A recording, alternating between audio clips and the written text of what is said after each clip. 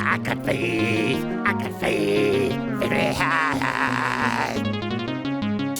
It's a new day on the Enterprise and we've got some technical problems. Losing gravity while taking a shower is a bit of a bugger, but issues with food vendors and environmental systems are somewhat more serious. We slow down to try and figure out what the bloody hell's going on. T'Pol comes up with the goods by spotting something screwy behind us that's affecting our systems. Archer has a typically Starfleet answer to figuring out what it is. We're going to kaboom our exhaust and see what happens. The firestorm reveals a ship, but manages not to damage it, which is handy, and we give it a call.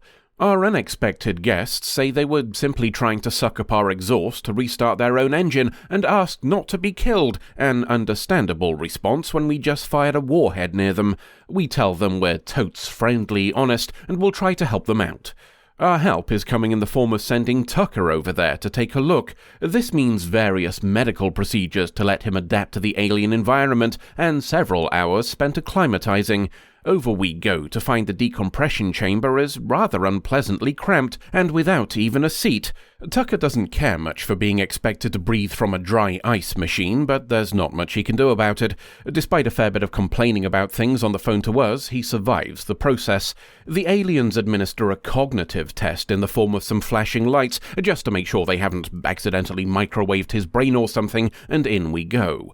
Slight problem, Tucker's not taken to the change particularly well.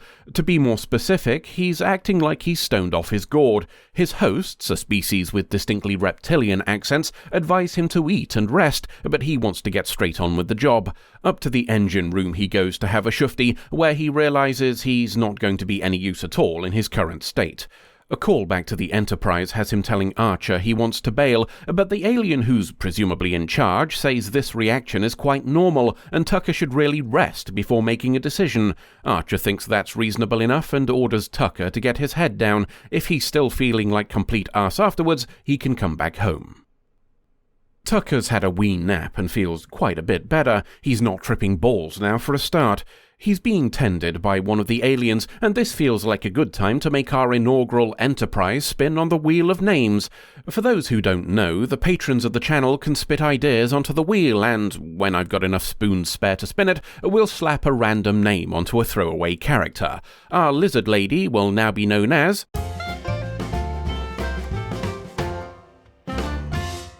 Teletli Trzunkme, provided by Ensign Guillermo Ponce, presumably to see how I'd pronounce it. Teletli Trzunkme offers Tucker some food, which grows on the walls of the ship. He declines, but he's willing to try what she says is the closest they could manage to water. That's cubes of jelly from the looks of things, but he's more interested in the tiny shocks he's getting from her fingers as she feeds them to him. Or would that be drinks them to him? Anywho, the finger lightning is quite pleasant from the sounds of things, so much so that he lets it go on for a while, until Italy eventually decides it's time to work, and off they go.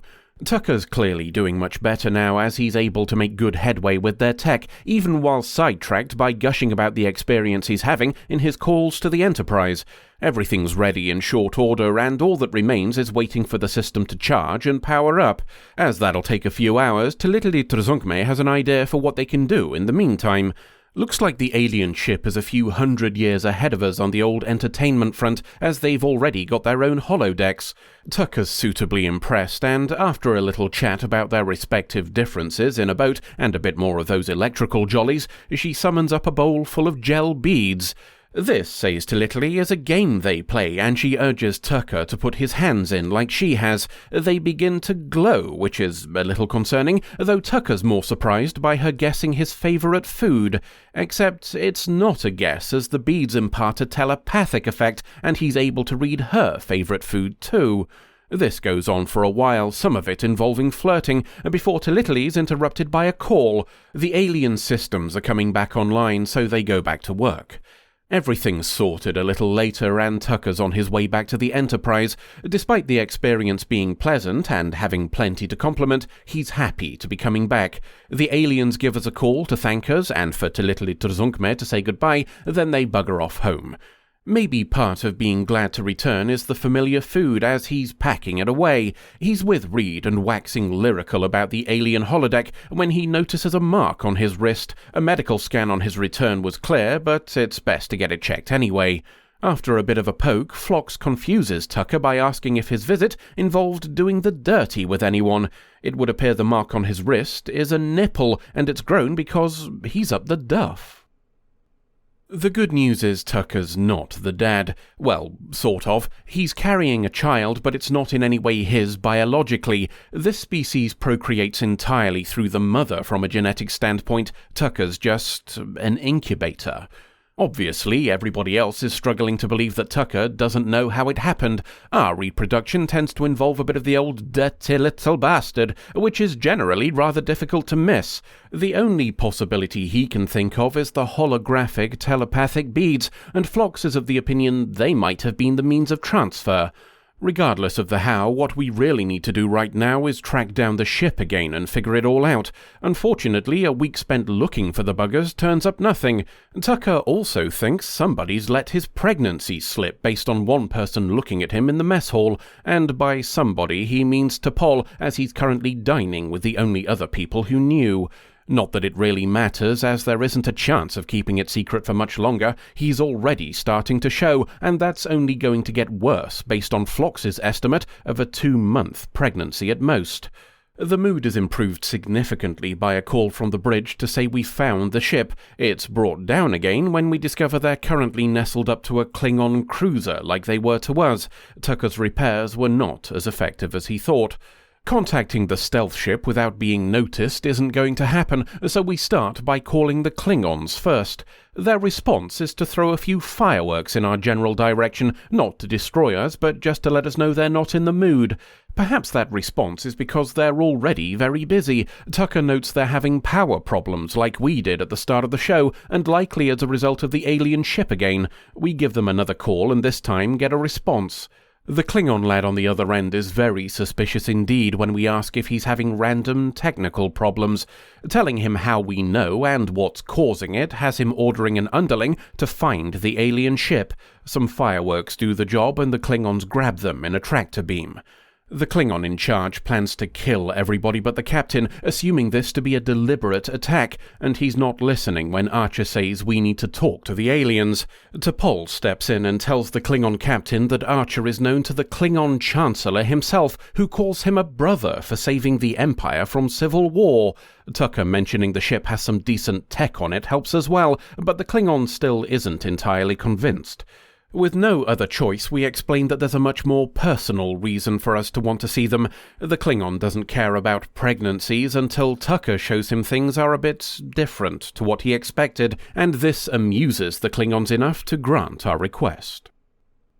Tucker's explaining to the aliens that letting the Klingons have a holo projector or two would significantly increase their life expectancies. Tilitli Trzunkme tells Tucker their engines conked out again after 6 days, and Tucker tells Tilitli that she got him up the duff. She's apologetic, as she didn't know that was possible with humans, which seems a rather careless attitude when we'd never met before, but let's ignore that for now. Regardless, she can remove the fetus for transplant into another host. Back to the Enterprise we go. The Klingons are up a holodeck, Tucker's down a fetus, and all's well that ends well. Archer hopes we'll be on better terms with the Klingons the next time we see them, which is rather deflated by the Klingon captain implying that he'll kill us if it happens. Over dinner, T'Pol tells Tucker that he's made history by being the first human male to become pregnant, so we'll leave him to adjust to his newfound fame as we get ready to take another step on the long road. The exploration of our new crew continues, with today's chosen focus being Tucker. Unfortunately, he's handed a story so tired it's become a trope, and this version of it doesn't really do anything beyond lol, empreg. It's a shame when you consider Trek's previously covered this without raising an eyebrow, the more enlightened crew of Deep Space Nine simply mentioning it in passing. I'd love to think this is a comment on how unsophisticated Enterprise's humans are, but that feels like a generous interpretation. As well as the tiresome choice of treating this as comedy, there's also something a bit off about the whole thing. On the one hand, I'm not sure we can go so far as to call it a sexual assault, as that assumes their procreation to be inherently sexual, and we have no evidence of this. You could argue the show's trying to hint at it being sexual by using pleasure to conflate the two, but then I get pleasure from eating cake, and it doesn't give me nipples on my wrist. I'm not saying Talitli's blameless, and she's clearly fucked up by doing something that could result in offspring with someone she'd not informed. There may even be grounds for arguing it qualifies as grievous bodily harm or something similar, but it's not necessarily a sexual encounter per se. On the other hand, despite all I've just said, despite the arguments I've given above, there's an uncomfortable question here. If this had been T'Pol instead of Tucker, would we have treated their unwilling impregnation as a joke? I suspect not, and the implications of that realization makes the whole thing feel a bit off, as I said. The story itself, then, can go do one, but that doesn't mean the whole episode is a write-off. We do get some things worth discussing, both for Tucker and the rest of the show. First off, we have clear indications that Tucker is fully up for adventure. Our previous focus on Hoshi showed her to be less enthusiastic about the unknown, but that's not a view shared by Tucker. Okay, he was a bit leery about things while he was off his tits, but once that had settled, the rest of the visit was a delight to him. Starfleet may not yet be particularly experienced, but Tucker's attitude suggests most of its early members still share the same curiosity as their descendants. We get some more Klingon stuff too, though it's mostly an indicator that the Vulcans are sufficiently familiar with them that they know embellishing the truth is a valid tactic. T'Pol just straight up bullshits the lad and it works, though we're not 100% sure on why. It could be purely that boasts are socially acceptable, as she says, or that the guy knows about the event but not in enough detail to call out the lie. Or it could be a third option.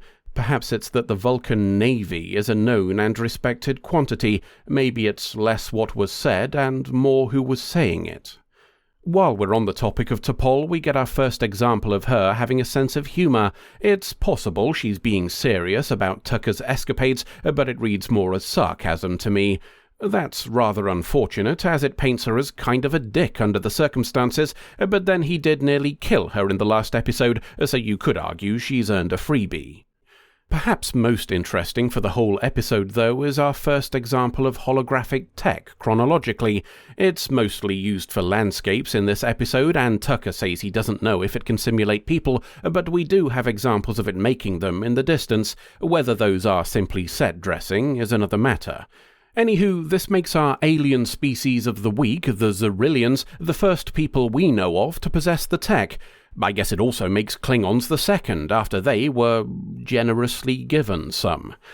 There's an argument to be made that it's also another first, as it was the holographic telepathic beads that were suspected of being responsible for Tucker's pregnancy. You could say this is also the very first example of a holodeck-related problem. What will eventually become a regular occurrence with our own holographic technology, namely that it doesn't fucking work properly, might be an echo of Tucker's experience here. All those malfunctions, all those times we got caught in a holodeck with the mortality fail-safes off, maybe it was never the fault of whoever programmed them at all. Maybe it's just that holographic technology itself simply doesn't like us. End of episode.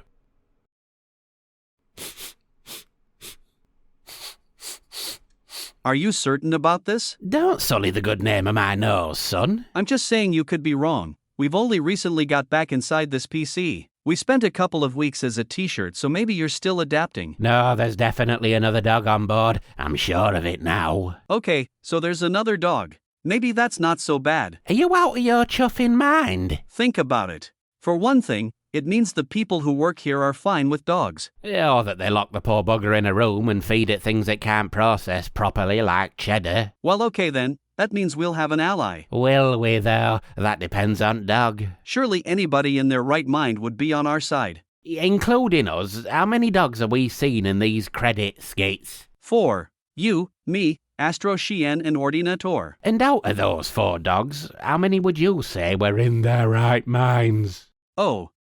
They're definitely going to try to kill us, aren't they? Woof.